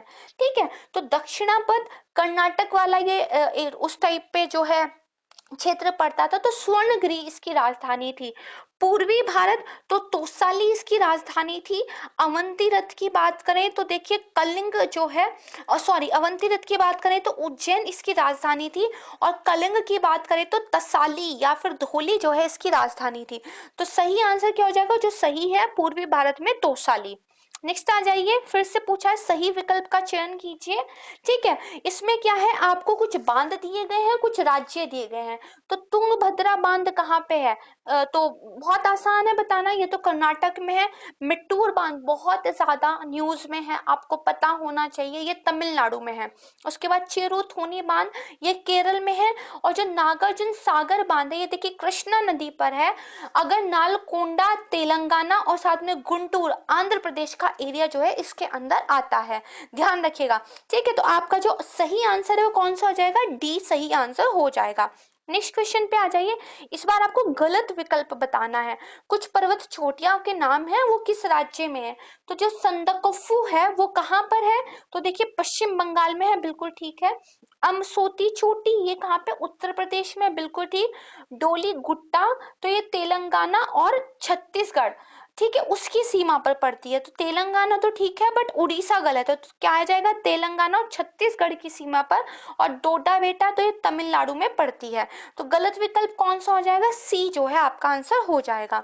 नेक्स्ट क्वेश्चन पे आ जाइए कि निम्नलिखित में कौन सा राज्यों का समूह म्यांमार देश की सीमा को स्पर्श करता है। यहाँ पर मैं आपको एक मैप के द्वारा चीजों को समझाना चाहूंगी, ताकि आपको जो है इन फ्यूचर के लिए भी चीजें क्लियर हो जाए। तो चलिए देखते हैं अपना मैप। इंडिया की बाउंड्री का एक मैप दिखाया गया है। ये वाला जो एरिया है ये म्यांमार है, और यहाँ पर देखिए ये वाला जो एरिया है ये बांग्लादेश है, और ये वाला जो एरिया है ये इंडिया का नॉर्थ ईस्ट का एरिया है। अब हम देख लेते हैं कि इंडिया की कौन कौन सी स्टेट जो है इसको टच करती है। तो यहाँ पर आ जाइए। तो ये वाला जो पूरी की पूरी बाउंड्री आपको यहाँ दिखाई दे रही है, ये म्यांमार की है। तो अरुणाचल प्रदेश, नागालैंड, मणिपुर और मिजोरम जो है म्यांमार को टच करता है। तो यही 4 राज्य इसका आंसर हो जाएंगे। आइए देखते हैं नेक्स्ट क्वेश्चन। पूछा गया है कि निम्नलिखित में से सही विकल्प का चयन करें। ठीक है, कुछ दर्रे दिए गए हैं और उन दर्रों के बारे में कुछ स्टेटमेंट जो है आपको दी गई है। तो जो उमलिंगा दर्रा है, ठीक है, ये देश का सबसे ऊंचा वाहन योग्य दर्रा है। यहाँ पे दूसरा लिखा है लेकिन ये सबसे ऊंचा है। उसके बाद देखिए खारदुंगला दर्रा, तो ये देश का दूसरा सबसे ऊंचा वाहन योग्य दर्रा है। तो ये क्या है, स्टेटमेंट आपस में इंटरचेंज करके लिखी हुई है। उसके बाद देखिए झेलपला दर्रा, तो ये सिक्किम को तिब्बत की राजधानी लहासा से जोड़ता है। ये ठीक है, तो आंसर आपका बी यही हो जाएगा। नेक्स्ट क्वेश्चन पे आ जाइए 53। पूछा गया कि कौन सा हिमनद उत्तराखंड के उत्तरकाशी शहर में है, और पूछा गया कौन सा हिमनद उत्तराखंड के पिथौरागढ़ शहर में है। तो देखिए उत्तरकाशी वाला तो बहुत आसान है, गंगोत्री। ठीक है, उसके बाद देखिए जो पिथौरागढ़ है उसमें त्रिशूल शिखर पर स्थित है कौन सा, मिलाम। तो आंसर कौन सा हो जाएगा आपका, ये हो जाएगा ए, क्योंकि गंगोत्री है उत्तरकाशी में और साथ में मिलोम पिथौरागढ़ में। पिंडारी हिमनद की बात करें तो ये नंदा देवी पर है, और साथ में जेमू हिमनद की बात करें तो कंचनजंगा चोटी पर है, ध्यान रखिएगा। नेक्स्ट आ जाइए, इस बार गलत विकल्प का चयन करना है। कुछ पर्वत शिखर और साथ में जो है उनकी मैचिंग के लिए दिया गया है। तो जो आपका सोनसोगोड पर्वत शिखर है ये पश्चिमी घाट पर है, बिल्कुल सही बात है। जो मुल्यानगिरी पर्वत शिखर है ये भी पश्चिमी घाट पर है, ठीक बात है। उसके बाद कलसुबाई पर्वत शिखर ये भी पश्चिमी घाट पर है, लेकिन जो देवमाली पर्वत शिखर है ये दरअसल पूर्वी घाट पर है, इसको आप ध्यान रखिएगा। ठीक है, तो आंसर आपका डी हो जाएगा। नेक्स्ट क्वेश्चन पे आ जाइए कि कौन सी नदी पूर्व की ओर बहने वाली नदी नहीं है और कौन सी नदी पश्चिम की ओर बहने वाली नदी नहीं है। तो एक मैप के द्वारा मैं आपको चीजें समझाती हूँ, तो मैप पे हम चलते हैं। तो कुछ नदियां यहाँ पर दिखाई गई हैं, ठीक है। तो जैसे कि आप देखिए ये महानदी नदी है, पूर्व की ओर जाती है। गोदावरी नदी है पूर्व की ओर, कृष्णा ये भी पूर्व की ओर, कावेरी पूर्व की ओर और वैगई ये भी पूर्व की ओर जाती है। इसके बाद अगर आप देखेंगे तो तुंगभद्रा यहाँ पर दिखाई गई है, जो कि एक शाखा है हमारी कृष्णा नदी की, ये उसमें मिलकर पूर्व की ओर ही चली जाती है। लेकिन जो तापी है, नर्मदा है, माही है, साबरमती है, ये सारी की सारी कहाँ अरब सागर में गिरती है, पश्चिम की ओर जाने वाली नदी है। इसके बाद देखिए यहाँ पर आपको दिखाई दे रहा होगा, मैं थोड़ा सा जूम कर देती हूँ चीजों को ताकि क्लियरली आपको दिखाई दे। यहाँ पर देखिए इंदिरा गांधी कैनाल दिखाई गई है और इसी में जो है आकर घग्गर नदी जुड़ती है और इंदिरा गांधी कैनाल की डायरेक्शन कौन सी है, पश्चिम की तरफ है। तो घग्गर नदी भी कौन सा डायरेक्शन हो गई, पश्चिम की तरफ हो गई। तो मैप से आपने चीजें समझी, अब वापस चलते हैं अपने क्वेश्चन की ओर। अब यहाँ से आप बता देंगे कि पूर्व की ओर कौन सी नदी नहीं बहती है और साथ में पश्चिम की ओर जो है कौन सी नदी नहीं बहती है। ठीक है, तो आंसर आपका कौन सा, सी जो है हो जाएगा सही आंसर। ठीक है, घग्गर और वैगई, क्यों, क्योंकि देखिए जो घग्गर नदी है ना, हमने अभी देखा वो पूर्व की ओर नहीं बहती और साथ में हमने देखा जो वैगई है वो पश्चिम की ओर नहीं बहती। पूर्व की ओर बहने वाली नदियां कौन कौन सी, ध्यान रखिएगा, गोदावरी, कृष्णा, कावेरी, वैगई। पश्चिम की ओर नर्मदा, तापी, माही, घग्गर, इंदिरा गांधी कैनाल, ध्यान रखिएगा। ठीक है, फिर देखिए पूछा है कि ये नदी दी हुई है और यहाँ पर सहायक नदी दी हुई है, तो आप बताइए झेलम नदी, तो किशन गंगा नदी इसकी सहायक है, बिल्कुल ठीक। उसके बाद गोदावरी नदी, तो देखिए मंजीरा नदी इसकी सहायक है, बिल्कुल ठीक। उसके बाद नर्मदा नदी, हिरन नदी इसकी सहायक है, बिल्कुल ठीक। महानदी का जो ये कोनार नदी है गलत दिया गया है, क्योंकि महानदी की अगर मैं ट्रिब्यूटरीज की बात करूं, सहायक नदियों की बात करूं, तो उनके नाम है सियोनाथ, जोंग, हसदेव, मंड, इब, ओंग, तेल। याद रखिएगा, बहुत बार ये क्वेश्चन पूछा जाता है। नेक्स्ट क्वेश्चन फिर से पूछा है, गलत विकल्प का चयन करना है। कुछ नहर है और साथ में कुछ राज्य दिए गए, तो शारदा नहर उत्तर प्रदेश ठीक है, काकतीय नहर देखिए तेलंगाना में है, सरहिंद नहर पंजाब में है, ठीक है, ताजेवाल नहर हरियाणा में है, ठीक है। तो आंसर कौन सा हो जाएगा, बी हो जाएगा। नेक्स्ट क्वेश्चन आ जाइए, पूछा गया है कि कौन सी महासागरीय धारा एक ठंडी महासागरीय धारा नहीं है, अटलांटिक महासागर के बारे में पूछा हुआ है। तो देखिए जो बेंगुला जलधारा है, इसके बाद जो आपकी केप हॉर्न जलधारा है और फॉकलैंड जलधारा है, ये तीनों ही कौन सी है, कोल्ड है, ठंडी है। वहीं अगर बात की जाए जो कैरेबियन जलधारा है, ठीक है, ये एक गर्म जलधारा है, यही आपका आंसर हो जाएगा। नेक्स्ट क्वेश्चन की ओर आइए, पूछा गया है कि कौन सा मरुस्थल सबसे अधिक देशों को जो है स्पर्श करता है। तो मैं मैप दिखा देती हूँ, उससे आपको पता चलेगा। जो सीरियाई मरुस्थल है वो कम से कम 3 देशों को स्पर्श करता है। इससे पहले हम जानते हैं बाकियों के बारे में। जो पेंटागोनिया का मरुस्थल है ये अर्जेंटीना और चिली के बीच में, दक्षिण अमेरिका में। उसके बाद जो अटाकामा का मरुस्थल है ये भी दक्षिण अमेरिका में, चिली और पेरू के बीच में। गोबी मरुस्थल तो पूर्वी एशिया में चीन और मंगोलिया के बीच में है। अब हम सीरियाई मरुस्थल को मैप में देख लेते हैं। ये क्या दिया हुआ है, सीरियन डेजर्ट दिया हुआ है, यहाँ पर इराक है और ये जो बाउंड्री आपको दिख रही है ये जॉर्डन की है और ये सीरिया है। तो 3 कंट्रीज जो है इसको टच करती है। तो जो सीरियन डेजर्ट है दिए गए ऑप्शंस में से सबसे ज्यादा कंट्रीज को टच करता है, ध्यान रखिएगा। चलते हैं नेक्स्ट क्वेश्चन की ओर।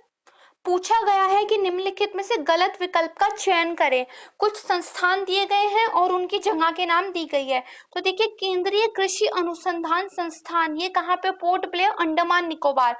केंद्रीय पक्षी अनुसंधान संस्थान, ये इज्जत नगर यूपी में है। ठीक है। उसके बाद केंद्रीय शुष्क क्षेत्र अनुसंधान संस्थान, ये जोधपुर राजस्थान में है। और केंद्रीय कपास अनुसंधान संस्थान, ये देखिए नागपुर में है। ठीक है, तो ये सारे के सारे ही बेसिकली ठीक दिए गए हैं। इसके बाद नेक्स्ट क्वेश्चन पे आ जाइए कि इनमें से जो है सही विकल्प का आपको चयन करना है। कुछ आपको स्थानांतरित जो कृषि होती है उसके जो लोकल नेम है वो दिए गए हैं, और साथ में जिस एरिया में वो उस नाम से जानी जाती है वो दिया गया है। ठीक है, तो देखिए रे जो है, रे बेसिकली वियतनाम में बोला जाता है, और लाओस में भी रे ही बोलते हैं। जैसे नॉर्थ ईस्ट में क्या बोलते हैं, झूम बोलते हैं। लोगोन की बात करें तो ये पश्चिमी अफ्रीका में जो है बोला जाता है। अगर कानुको की बात करें तो ये वेनेजुएला में है। ठीक है, तो ये भी गलत हो जाएगा। अगर लेदांक की बात करें तो इंडोनेशिया, ये बिल्कुल ठीक है। तो क्या होता है ना, ये जो स्थानांतरित कृषि होती है जिसको हम शिफ्टिंग कल्टीवेशन भी बोलते हैं, इसके लोकल नेम्स क्या है रीजन वाइज, ये कई बार क्वेश्चन पूछ लिया जाता है। नेक्स्ट क्वेश्चन आ जाइए कि किस फसल को उगाने के लिए सबसे ज्यादा तापमान की आवश्यकता होती है। ये 4 फसल धान, बाजरा, मक्का, ज्वार आपके सामने दी हुई है। तो देखिए इसमें से जो धान है उसको तो करीब 20 से लेकर 27 डिग्री सेल्सियस तापमान चाहिए। अगर हम बात करें बाजरे की तो ये 30 से 35 डिग्री सेल्सियस तापमान को अपने लिए आदर्श मानता है। मक्का जो है 21 से 27, और ज्वार के लिए आदर्श तापमान होता है 27 से 32। तो यहाँ से क्लियर हो जाएगा कि बाजरा जो है आपका सही आंसर है। नेक्स्ट क्वेश्चन पे आ जाते हैं। पूछा गया है, साइंस का क्वेश्चन है, सही विकल्प। तो मिर्च में जो लाल रंग होता है वो किसकी वजह से होता है, ये देखिए कैप्सिनथिन की वजह से होता है। मूली का तीखापन, ये आइसोसाइनेट की वजह से होता है। लहसुन में जो गंध होती है वो एलिसिन की वजह से ही होती है, ये बिल्कुल ठीक है। और टमाटर में लाल रंग आसान है, लाइकोपीन की वजह से होता है।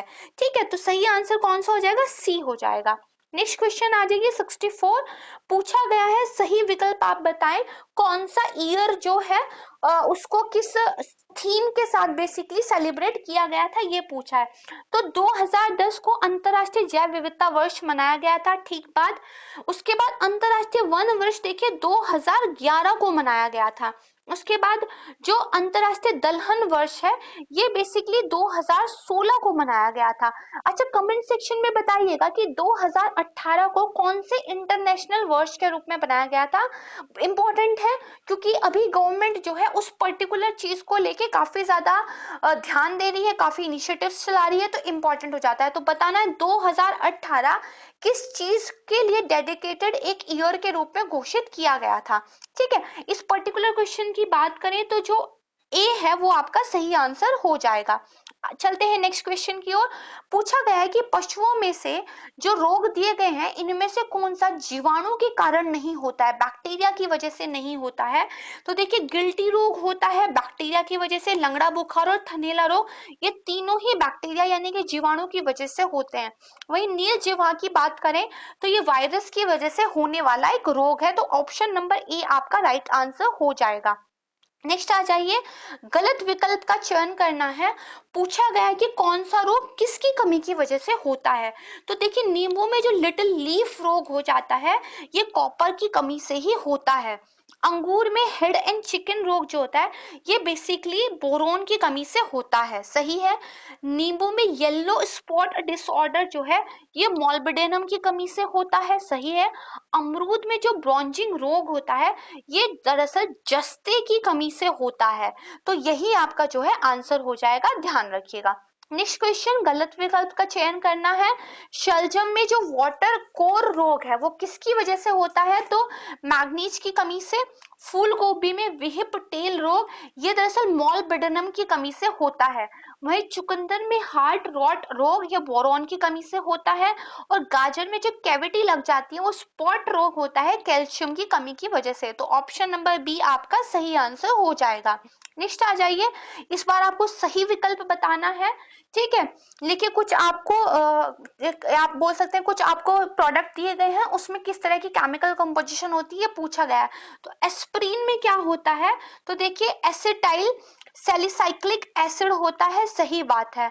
बैटरी एसिड, तो बैटरी एसिड में देखिए सल्फ्यूरिक एसिड होता है, ध्यान रखिएगा। नीले थोते में कॉपर सल्फेट होता है, वहीं बेकिंग सोडे में देखिए सोडियम बाइकार्बोनेट होता है। तो आंसर आपका कौन सा है, ए जो है सही आंसर हो जाएगा। नेक्स्ट क्वेश्चन 69, सही विकल्प बताना है, किसने किसकी खोज की थी। तो देखिए हाइड्रोजन की जो खोज की थी वो हेनरी कैवेंडिश ने की थी, वहीं इंसुलिन की खोज सर फ्रेडरिक बेटिंग ने की थी, हीलियम की खोज जो है जूल्स जॉनसन ने की थी, और ओजोन की खोज जो है क्रिश्चियन सोनबीन ने की थी। तो सही आंसर कौन सा, सी हो जाएगा। नेक्स्ट क्वेश्चन पे आ जाइए, गलत विकल्प का चयन करना है। देखिए कांच को कौन सा रंग देते हैं, वो पदार्थ, और कांच को कौन सा रंग देते हैं वो रंग आपको ऑप्शन में दिया गया है, ठीक है। तो जो क्यूप्रस लवण है ये लाल रंग देता है, ठीक बात है। वहीं जो कैडियम सल्फाइड है वो नींबू जैसा हरा नहीं, नींबू जैसा पीला रंग देता है। वहीं कोबाल्ट ऑक्साइड तो गहरा नीला देता है, सोडियम क्रोमेट ये हरा रंग देता है, ठीक है। तो बी जो है आपका आंसर हो जाएगा, बाकी सब ठीक है। नेक्स्ट क्वेश्चन की बात करते हैं कि निम्नलिखित में से कौन सी गैस प्रोड्यूसर गैस के औसत संगठन में सबसे कम मात्रा में पाई जाती है। देखिए अगर प्रोड्यूसर गैस के औसत संगठन की बात करें तो सबसे ज्यादा जो है इसके अंदर नाइट्रोजन मिलती है, करीब 52% के लगभग। दूसरे नंबर पे इसमें कार्बन मोनोऑक्साइड मिलती है करीब 22%। तीसरे नंबर पे इसमें हाइड्रोजन मिलती है करीब 8.25%। कार्बन डाइऑक्साइड इसमें 3% मिलती है। तो यही जो है इसका आंसर भी हो जाएगा, आंसर नंबर डी, ठीक है। नेक्स्ट क्वेश्चन की बात करते हैं कि जो कौन सी गैस है कोल गैस के निर्माण में सर्वाधिक योगदान करने वाली, जो टॉप 10 गैस है उसके अंतर्गत नहीं आती। तो देखिए कोल गैस का एक औसत संगठन क्या होता है, सबसे ज्यादा उसके अंदर हाइड्रोजन होता है करीब 47 से 50%। वहीं जो मीथेन होती है वो करीब 32 से 35% होती है। कार्बन मोनोऑक्साइड 7% होता है। एथिलीन जो है वो करीब 5% होती है। नाइट्रोजन का रेशियो बहुत ज्यादा कम होता है। कार्बन डाइऑक्साइड भी करीब 1% समथिंग होती है, ठीक है। कार्बन मोनोऑक्साइड मैंने आपको बता दिया करीब 7% होती है। तो जो नाइट्रोजन है वो इसका सही आंसर हो जाएगा। नेक्स्ट क्वेश्चन आ जाइए, सही विकल्प का आपको चयन करना है कि वाहनों के ईंधन के रूप में प्रयुक्त गैस कौन सी होती है। तो गैसोलीन सही बात है। उसके बाद पैराफिन के निर्माण में तो केरोसिन बेसिकली यूज होती है, ठीक है। पॉलिश के निर्माण में तो स्नेहक ऑयल यूज होता है। तो इसीलिए और साथ में जो फ्यूल ऑयल होता है वो उद्योगों के ईंधन के रूप में जो है प्रयुक्त होता है। तो आंसर नंबर जो ए है वो सही है, यही आपका आंसर हो जाएगा। उसके बाद देखिए गलत विकल्प का चयन करना है आपको। जो पायरेक्स कांच है वो क्या किस लिए यूज होता है, कार के जो हेड लैंप्स होते हैं उनके निर्माण में, ठीक है। फ्लिंट कांच विद्युत बल्ब के निर्माण में, ठीक है। जो क्राउन कांच होता है वो प्रकाशीय उपकरणों के निर्माण में, बिल्कुल ठीक है। तो सही आंसर कौन सा हो जाएगा, डी, यानी कि इनमें से कुछ भी गलत नहीं है। फिर देखिए गलत विकल्प का चयन करना है। पूछा गया है कि जो मृदा में नमी की मात्रा का पता लगाते हैं तो किससे लगाते हैं। तो कैलिफोर्नियम 252 सही बात है। प्रकाश संश्लेषण की प्रक्रिया के अध्ययन में क्या यूज होता है। तो फास्फोरस 32 यूज होता है, ध्यान रखिएगा। फिर 6 रोग यानी कि टीबी, ठीक है, ट्यूबरकुलोसिस, इसकी जांच में क्या यूज होता है। तो फ्लोरीन 59 यूज होता है, सही बात है। तो बी गलत विकल्प है, यही आंसर हो जाएगा। फिर देखिए खाने योग्य भाग और फल का नाम दिया गया है, आपको बताना है। तो जो रसदार टीस्टा है बेसिकली अनार के रिलेटेड है। फिर कॉटिलिडस जो है ये नारियल से रिलेटेड है। मौसल एरिल ये लीची से ही रिलेटेड है, सही बात है। और जो मार्शल पुष्पासन होता है वो नाशपाती से रिलेटेड है। तो यहाँ पे सही मैच कौन सा है, सी, यही आपका आंसर है। नेक्स्ट क्वेश्चन आ जाइए, 2 तरह का क्लाइमेट आपको दिया गया है और पूछा गया है कि कौन सा फल उस क्लाइमेट में नहीं उगाया जाता। तो उष्णकटिबंधीय क्लाइमेट में कौन सा फल नहीं उगाया जाता और उपोष्णकटिबंधीय में कौन सा नहीं उगाया जाता। तो देखिए उष्णकटिबंधीय में शरीफा, कटहल, चीकू और काजू ये उगाए जाते हैं। आपको पता भी होगा साउथ इंडिया जो है वहां पर काजू की बहुत अच्छी खेती होती है और साउथ इंडिया का रीजन हमारा ट्रॉपिकल के अंदर ही आता है। अवाकाडो आपने देखा होगा, जनरली ये जो वेस्ट कंट्रीज है वहां पे फेमस है, यूट्यूब वीडियोस वगैरह में आपने जाना होगा। तो ये थोड़ा ठंडे वाले इलाके की फसल है, तो यही नहीं आंसर होगा। वहीं अगर उपोष्ण कटिबंधीय की मैं बात करूं तो खजूर, अंजीर, आंवला, एवोकाडो जो है उगाया जाता है। तो यहाँ से आपको पता चल जाएगा कि जो आंसर नंबर डी है वो राइट आंसर हो जाएगा। नेक्स्ट क्वेश्चन आ जाइए, सही विकल्प का आपको चयन करना है। पूछा गया है कि कौन सी दवाई किस चीज में काम आती है। ठीक है, तो देखिए पूछा गया है कि जो इंटरफेरोन दवा है वो किस लिए आती है, वायरल संक्रमण को रोकने में, सही बात है। लिम्फोफोकाइन दवा, तो ये देखिए प्रतिरक्षा प्रणाली को मजबूत करने में, इम्यूनिटी को बूस्ट करने में ये यूज आती है। वहीं जो कैल्सिटोनिन है ये रिकेटस के जो है उपचार में काम आती है। ठीक है, तो सही कौन सा हो जाएगा, केवल पहले वाला ए आपका आंसर हो जाएगा। नेक्स्ट क्वेश्चन आ जाइए, गलत विकल्प का जो है आपको चयन करना है। देखिए तो भाग 9 जो है तो वो पंचायतें, ठीक है, जबकि जो भाग 9 है वो तो पंचायतों से रिलेटेड है, लेकिन जो भाग 9 ख है वो सहकारी समितियों से रिलेटेड है। अगर भाग 8 की बात करें तो ये संघ राज्य क्षेत्र से रिलेटेड है। भाग 9 ए की बात करें तो ये नगर पालिकाओं से रिलेटेड है। यहाँ पे देखिए ख दिया हुआ है जबकि क नगर पालिकाओं से रिलेटेड है। ठीक है, उसके भाग 10 जो है तो अनुसूचित और जनजातीय क्षेत्र से रिलेटेड है, ये बिल्कुल ठीक है। तो ऑप्शन नंबर सी आपका जो है राइट आंसर हो जाएगा। ठीक है, उसके बाद पूछा गया है कि जो अनुच्छेद 239 क यानी कि 239 ए है वो कौन से यूनियन टेरिटरी के संबंध में है। तो देखिए जो दिल्ली है उससे रिलेटेड विशेष प्रावधान, स्पेशल प्रोविजंस जो है आर्टिकल 239 ए के अंदर दिए गए हैं। नेक्स्ट क्वेश्चन पे आ जाइए, कौन सा विकल्प सही सम्मिलित नहीं है। तो अनुच्छेद 51 ए मौलिक कर्तव्य, बिल्कुल ठीक। फंडामेंटल ड्यूटीज, अनुच्छेद 44 तो uniform civil code for the citizen, नागरिकों के लिए समान संहिता, बिल्कुल ठीक। अनुच्छेद 21 क्या है, 21 right to the elementary education, प्रारंभिक शिक्षा का अधिकार, ठीक है। उसके बाद अनुच्छेद 154 राज्यपाल की नियुक्ति, ये गलत है, क्योंकि देखिए जो आर्टिकल 154 है इसमें बेसिकली राज्यपाल की पावर के बारे में बात की गई है, और जो आर्टिकल 155 है इसमें राज्यपाल की अपॉइंटमेंट के, नियुक्ति के बारे में बात की गई है। तो यही आपका जो है सही आंसर हो जाएगा। ठीक है, नेक्स्ट आ जाइए 82, जो संविधान की छठी अनुसूची है उसमें कितने पूर्वोत्तर राज्यों के जनजातीय क्षेत्रों के प्रशासन से संबंधित प्रावधान दिए गए हैं। तो देखिए टोटल ऐसे 4 राज्य हैं, कौन कौन से, असम, मेघालय, त्रिपुरा और मिजोरम। इनके जनजातीय क्षेत्रों के प्रशासन से संबंधित प्रावधान आर्टिकल नंबर 6, सॉरी जो हमारा शेड्यूल नंबर 6 है उसमें दिए गए हैं। ध्यान रखिएगा, बहुत इंपॉर्टेंट क्वेश्चन है, बहुत बार पूछा जाता है, बी आपका आंसर हो जाएगा। नेक्स्ट क्वेश्चन पूछा गया है कि कौन से संशोधन यानी कि अमेंडमेंट के द्वारा बोडो, डोंगरी, मैथिली और संथाली भाषाओं को 8वीं अनुसूची 8 शेड्यूल में जो है ऐड किया गया था। तो देखिए 2003 का जो 92वां संविधान संशोधन हुआ था 92 अमेंडमेंट एक्ट ऑफ 2003, उसमें इन 3 भाषाओं बोडो, डोंगरी, मैथिली और संथाली 4 भाषाओं को 8वीं अनुसूची में जोड़ा गया था। वर्तमान में 8 शेड्यूल के अंदर 22 भाषाओं को मान्यता प्राप्त है। ठीक है, इसके बाद नेक्स्ट क्वेश्चन में आ जाइए कि जो भारतीय संविधान की विशेषता प्रस्तावना में स्वतंत्रता, समानता और बंधुत्व का आदर्श लिया गया है वो किस देश के कॉन्स्टिट्यूशन से हमने लिया है। तो ये देखिए फ्रांस के संविधान से हमने लिया है, डी आपका आंसर हो जाएगा।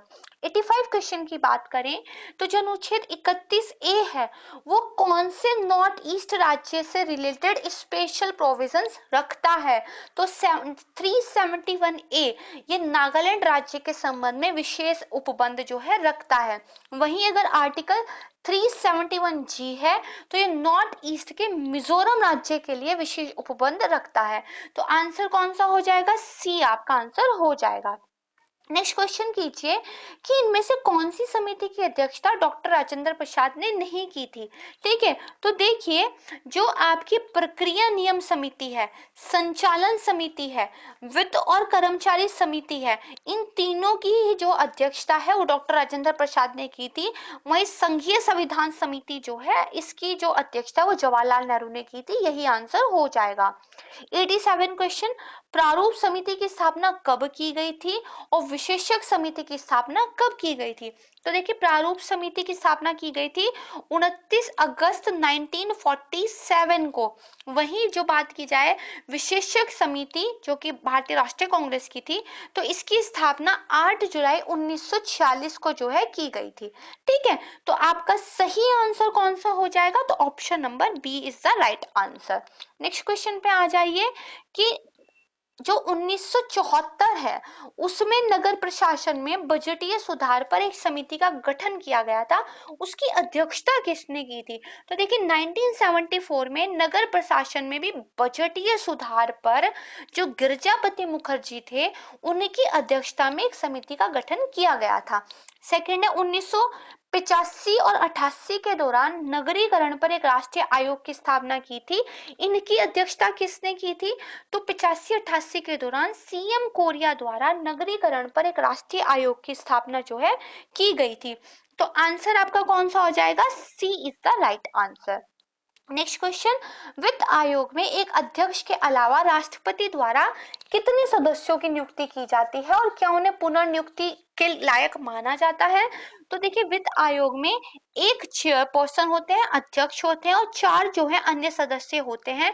राष्ट्रपति के द्वारा इनकी नियुक्ति की जाती है और इनको रीअपॉइंट यानी कि पुनर्नियुक्ति इनकी की जा सकती है।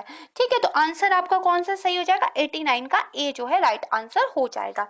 नेक्स्ट क्वेश्चन आ जाइए, जो कैरिबियाई राष्ट्र है एंटीगुआ और बारबुडा एक ही है ये। ठीक है, तो इसको हाल ही में अंतरराष्ट्रीय सौर गठबंधन यानी कि जो इंटरनेशनल सोलर अलायंस है उसके समझौते पर सिग्नेचर करके कौन से देश के रूप में शामिल हुए हैं। तो देखिए ये जो एंटीगुआ बारबुडा है ये 102वें राज्य के रूप में इसमें शामिल हुए हैं। तो डी आपका आंसर हो जाएगा। ठीक है, फिर पूछा गया है कि निम्नलिखित में से किसे हाल ही में 2022 के लिए संयुक्त राष्ट्र सुरक्षा परिषद की आतंकवाद विरोधी समिति के अध्यक्ष के रूप में नियुक्त किया गया। बहुत इंपॉर्टेंट क्वेश्चन है क्योंकि United nation security council news में है, साथ में रूस और यूक्रेन का विवाद चल रहा है इसलिए भी ये न्यूज में है, तो आपको पता होना चाहिए। तो कौन है इसके अध्यक्ष, टीएस तिरुमूर्ति। ठीक है, फिर पूछा गया है कि किस केंद्र शासित प्रदेश को हाल ही में प्रधानमंत्री नरेंद्र मोदी ने 25वें राष्ट्रीय युवा महोत्सव की मेजबानी के लिए चुना है। तो पुदुचेरी जो यूनियन टेरिटरी है उसको जो है मोदी जी ने चुना है। तो आंसर कौन सा हो जाएगा, बी आपका सही आंसर हो जाएगा। नेक्स्ट क्वेश्चन की बात करते हैं कि निम्नलिखित में से किस राज्य के गंजम जिले ने हाल ही में खुद को बाल विवाह मुक्त जिला घोषित किया। Very important question. तो देखिए उड़ीसा का जो गंजम जिला है उसने खुद को बाल विवाह मुक्त जिला घोषित किया है और ऐसा करने वाला वो उड़ीसा राज्य का पहला जिला है। नेक्स्ट पूछा गया है कि निम्नलिखित में से किसे हाल में यूएस इंडिया बिजनेस काउंसिल का अध्यक्ष नियुक्त किया गया है। तो जो भारतीय मूल के अमेरिकी राजनयिक है अतुल केशव उनको basically US India business council का अध्यक्ष नियुक्त किया गया है। तो आंसर हो जाएगा ए। नेक्स्ट क्वेश्चन पे आ जाइए, ये भी अगेन बहुत इंपॉर्टेंट है कि किस राज्य का उच्च न्यायालय भारत का पहला पेपरलेस कोर्ट जो कि पेपर का यूज ही नहीं करेगा पूरी तरह से तैयार है। तो देखिए केरल उच्च न्यायालय इसका सही आंसर है। पूछा गया कि कौन सा राज्य हाल ही में देश का पहला एलपीजी सक्षम और धूम्रपान मुक्त राज्य यानी कि एलपीजी अनेबल्ड और स्मोक फ्री स्टेट बन गया है कंट्री का। तो देखिए हिमाचल प्रदेश ऐसा राज्य बन गया है। तो आंसर हमारा कौन सा हो जाएगा, डी केरल और हिमाचल प्रदेश। नेक्स्ट क्वेश्चन, वाणिज्य और उद्योग मंत्रालय द्वारा हाल ही में जारी किए गए प्रारंभिक आंकड़ों के अनुसार भारत ने पिछले वर्ष के किस महीने में सबसे अधिक मंथली एक्सपोर्ट मासिक निर्यात जो है दर्ज किया है। तो देखिए जो वाणिज्य उद्योग मंत्रालय है उन्होंने जो डाटा जारी किया है उसके अनुसार दिसंबर में करीब 37 बिलियन का जो है माल निर्यात किया गया है। ये एक महीने में सबसे ज्यादा है। ठीक है, तो कितने बिलियन का, तो 37.29 एग्जैक्ट फिगर है। आप 37 भी याद रखेंगे तो काम चल जाएगा। क्योंकि देखिए इस दौरान जो इंजीनियरिंग के उत्पाद हैं, पेट्रोलियम की जो वस्तुएं हैं, हमारी कंट्री रिफाइन करने के बाद पेट्रोल को एक्सपोर्ट करती है, कच्चा ऑयल, क्रूड ऑयल को इंपोर्ट करती है, रिफाइनरी करने के बाद कुछ जो है एक्सपोर्ट करती है। और रत्न और आभूषण, जेम्स एंड ज्वेलरी, उसमें भी डायमंड्स बहुत ज्यादा, उनको हम एक्सपोर्ट करते हैं। ध्यान रखिएगा, बहुत इंपॉर्टेंट है। नेक्स्ट कोई, तो इसका आंसर कौन सा हो जाएगा, 20 का सही हो जाएगा। नेक्स्ट क्वेश्चन पे आ जाइए कि हाल ही में किस देश को ब्रिक्स न्यू डेवलपमेंट बैंक के चौथे सदस्य के रूप में जोड़ा गया है। ब्रिक्स न्यू डेवलपमेंट बैंक का हेडक्वार्टर कहाँ पे है, ये आपको मुझे कमेंट सेक्शन में बताना है। मैं सारे कमेंट्स देखती हूँ, रिप्लाई जरूर कीजिएगा। तो देखिए 95वां जो क्वेश्चन है, इसमें जो मिस्र है उसको बेसिकली चौथे नए सदस्य के रूप में न्यू डेवलपमेंट बैंक में शामिल किया गया है।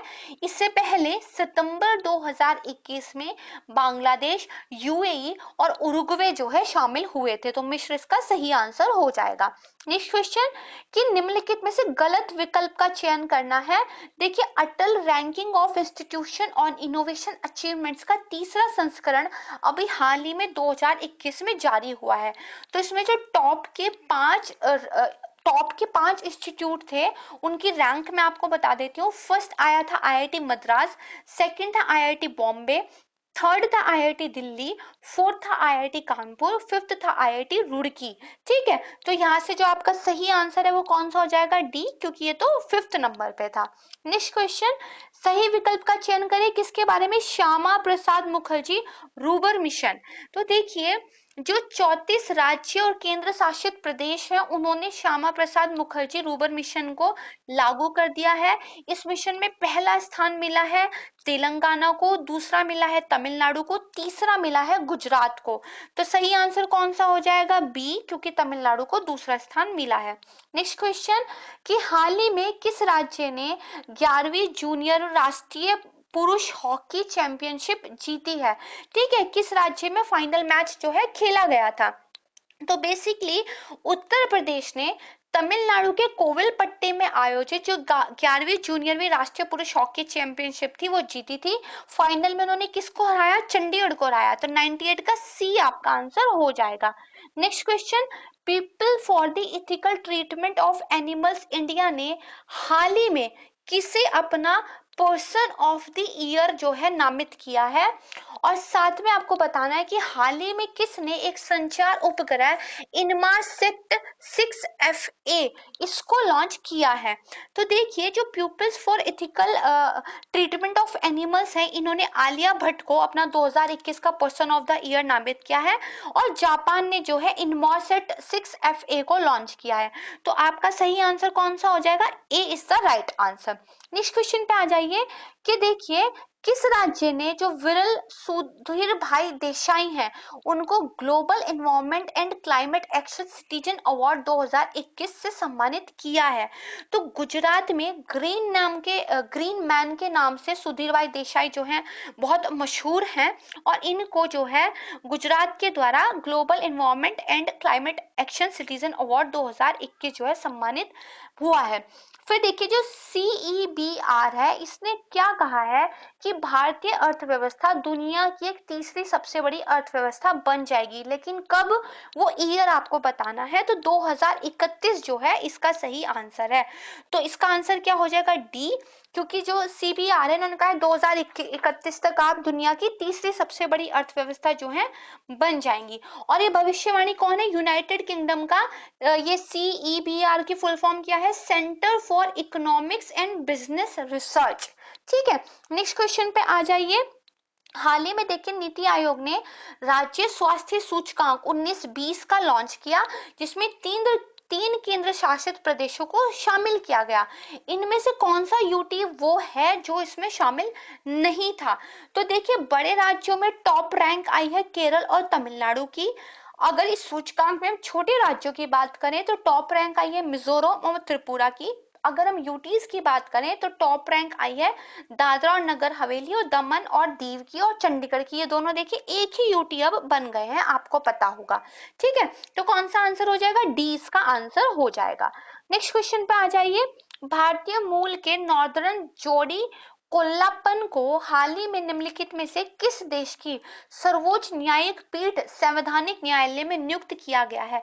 तो जो भारतीय मूल के ये जोड़ी कोल्लापन है, इनको दक्षिण अफ्रीका में सर्वोच्च न्यायिक पीठ संवैधानिक न्यायालय में जो है बेसिकली नियुक्त किया गया है। तो इसका आंसर कौन सा हो जाएगा? सी, दक्षिण अफ्रीका। नेक्स्ट आ जाइए कि निम्नलिखित में से किस राज्य ने हाल ही में विजय हजारे ट्रॉफी खिताब 2021 जीता है? और साथ में पूछा गया इसका फाइनल मैच कहाँ आयोजित किया गया था? तो जयपुर के सवाई मानसिंह स्टेडियम में इसको जो है एक तरीके से आयोजित किया गया था और तमिलनाडु को 11 रन से हराकर हिमाचल प्रदेश ने अपना पहला विजय हजारे ट्रॉफी खिताब 2021 जो है जीता है। तो सही आंसर कौन सा हो जाएगा? बी। नेक्स्ट क्वेश्चन आ जाइए। निम्नलिखित में से गलत विकल्प का चयन करना है किससे रिलेटेड? सुशासन सूचकांक 2021। देखिए जो ये सुशासन सूचकांक, I am sorry for my pronunciation, good governance index 2021 है। इसमें पहला स्थान आया है गुजरात का, दूसरा स्थान आया है मध्य प्रदेश का, तीसरा स्थान आया है हिमाचल प्रदेश का और चौथा स्थान आया है दिल्ली का। तो ये तीसरा ही जो है आपका सही आंसर हो जाएगा। इसके बाद नेक्स्ट क्वेश्चन पूछा गया है कि कौन सा राज्य वन आवरण की दृष्टि से टॉप 3 राज्यों में नहीं आता? और बताना है आपको एरिया, क्षेत्रफल के हिसाब से, परसेंटेज के हिसाब से नहीं पूछा है, आंसर अलग हो जाएगा। क्षेत्रफल के हिसाब से पूछा है। किसका डाटा है? Indian state forest report 2019। तो देखिए वनावरण की दृष्टि से अगर हम एरिया वाइज बात करें तो मध्य प्रदेश टॉप पर है, अरुणाचल प्रदेश सेकंड नंबर पे है, फिर छत्तीसगढ़ है, फिर उड़ीसा और फिर महाराष्ट्र। ठीक है, तो टॉप 3 में कौन नहीं आएगा? आंसर नंबर डी, इनमें से कोई नहीं। नेक्स्ट में आ जाइए कि निम्नलिखित में से कौन सा राज्य वन आवरण में वृद्धि दर्शाने वाले शीर्ष 3 राज्यों में नहीं आता? यानी कि फॉरेस्ट में ग्रोथ कितनी ज्यादा हुई है, इस बार हम ग्रोथ की बात कर रहे हैं। तो आपको बताना है टॉप राज्य कौन से थे।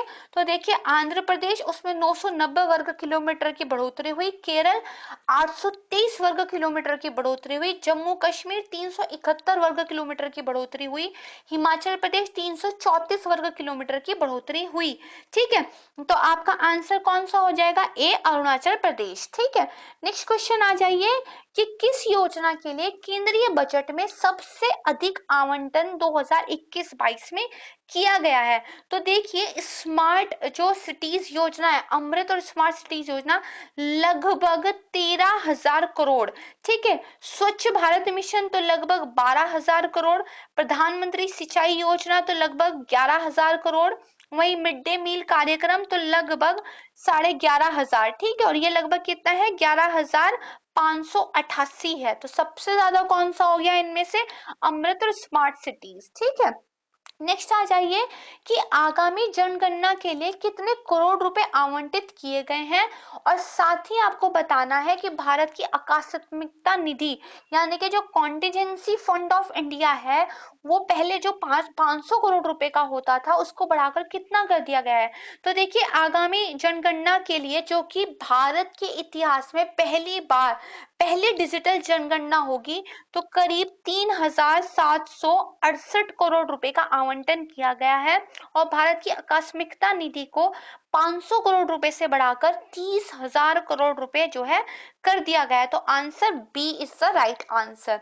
फिर पूछा गया है कि आर्थिक सर्वेक्षण 2020-21 के आंकड़ों के अनुसार निम्नलिखित में से किस देश को भारत के शीर्ष 3 व्यापारिक भागीदारों में शामिल नहीं किया गया है? तो देखिए भारत के जो टॉप 3 ट्रेडिंग पार्टनर्स हैं उसमें से पहला है चीन, 77 बिलियन डॉलर का व्यापार होता है, दूसरा है यूएसए, 75 बिलियन डॉलर का व्यापार, और तीसरा आता है यूएई। तो आंसर कौन सा हो जाएगा? इनमें से कोई नहीं। इसके बाद देखिए फिर से आर्थिक सर्वेक्षण के आंकड़ों के बारे में ही पूछा गया है कि कौन सा राज्य या कौन सा यूटी सर्वाधिक गरीबी दर के मामले में शीर्ष 3 राज्यों या यूटी के अंतर्गत शामिल नहीं किया गया है। तो जनरली आप बिहार को टिक करेंगे, लेकिन ये इसका आंसर नहीं है क्योंकि छत्तीसगढ़, दादर और नागर हवेली और साथ में झारखंड, ये तीनों ही जो है गरीबी में सबसे अव्वल आए हैं। ठीक है, तो बिहार जो है इसका आंसर हो जाएगा क्योंकि ये गलत क्लियर है। इसके बाद यहाँ पर देखिए कुछ सीसेट के क्वेश्चन दिए गए हैं, इनके मैं आंसर्स आपको बता देती हूँ, इनको आप आराम से सॉल्व कर कर देख लीजिएगा। जैसे 111वां का जो है डी आंसर होगा, इसके बाद जो 112 है, ठीक है, इसका जो आंसर हो जाएगा वो हरी होगा। आप सॉल्व करके इनको जरूर देखिएगा। इसके बाद जो 113वां क्वेश्चन है, आप चाहें तो इनके स्क्रीनशॉट ले सकते हैं, उसका ए आंसर हो जाएगा। इसके बाद जो 114वां क्वेश्चन है उसका आंसर सी हो जाएगा। इसके बाद जो 115वां क्वेश्चन है इसका आंसर देखिए बी हो जाएगा। फिर 116वां जो क्वेश्चन है इसका आंसर हो जाएगा सी, ठीक है, ध्यान रखिएगा। इसके बाद 117वां जो क्वेश्चन है इसका आंसर हो जाएगा बी। नेक्स्ट आता है 118वां क्वेश्चन, ठीक है, तो जो 118वां क्वेश्चन है इसका आंसर डी हो जाएगा। कौन सा? तो डी, यानी कि दोनों निष्कर्ष 1 और 2 अनुसरण नहीं करते हैं। फिर सेकंड लास्ट क्वेश्चन 119वां, सही आंसर है ए मंगलवार। और सबसे लास्ट हमारा 120वां जो क्वेश्चन है इसका आंसर कितना है? तो सी जो है इसका आंसर हो जाएगा। तो यहाँ पर देखिए हमारी वीडियो समाप्त होती है। मुझे उम्मीद है चीजें आपको अच्छे से समझ आई होंगी। बहुत सारे फैक्ट्स मैंने आपको समझाए हैं वो आपको याद हुए होंगे। आप एग्जाम का पैटर्न समझ पाए होंगे, करंट अफेयर के क्वेश्चंस कहाँ से बनते हैं ये जान पाए होंगे। तो अगर वीडियो ने आपकी पढ़ाई में कुछ हेल्प की है तो मेरी टीम को मोटिवेट करने के लिए, साथ में मुझे सपोर्ट करने के लिए इस वीडियो को लाइक कीजिएगा, ज्यादा से ज्यादा शेयर कीजिए। मैंने जो क्वेश्चंस आपसे पूछे उनका रिप्लाई कीजिए, कमेंट सेक्शन में अपनी फीडबैक दीजिए और चैनल को सब्सक्राइब कीजिए। तो आज के लिए बस इतना ही। बहुत जल्दी एक दूसरा मॉक टेस्ट लेकर मैं आपके सामने हाजिर होती हूँ और हम इसी तरह अपनी पढ़ाई को जारी रखेंगे। नमस्कार, आपका बहुत बहुत धन्यवाद।